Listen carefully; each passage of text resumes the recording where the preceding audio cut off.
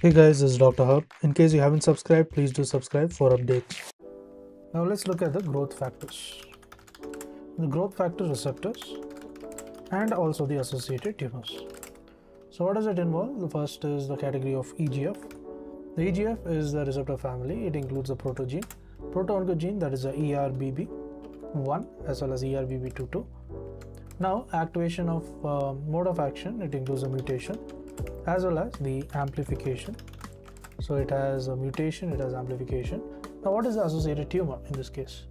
The associated tumor, it includes the adenocarcinoma of the lung as well as the breast cancer.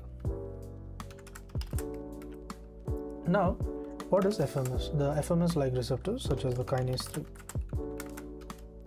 The proto-oncogene, that is FLT3.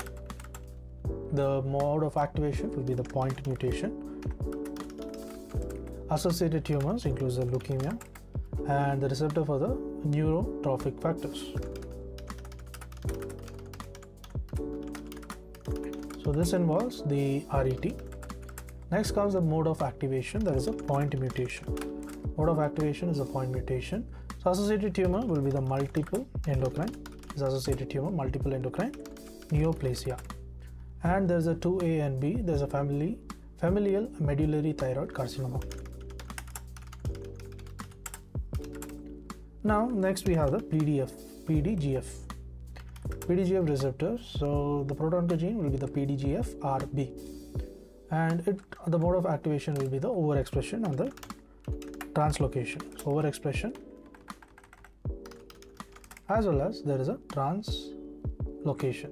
So associated tumors, it includes the gliomas as well as the presence of the leukemias. Now the receptor for the KIT ligand. So what is meant by KIT ligand? It is the proto-oncogene of KIT, and then this is again a point mutation. So point mutation was seen in FMS as well as the receptors for the neurogenic factors, the RET. Then comes the KIT ligand. So what are the tumors involved? Associated tumors is gastrointestinal stromal tumors, GIST, as well as the seminomas and the leukemias. Lastly, the ALK receptors, the proto-oncogene ALK, and the mode of activation is a translocation as well as a fusion gene formation. And there is a point mutation. The associated tumors, it includes the adenocarcinoma of the lung, then it includes the lymphomas as well as the neuroblastoma. To learn and grow daily like this, please do subscribe.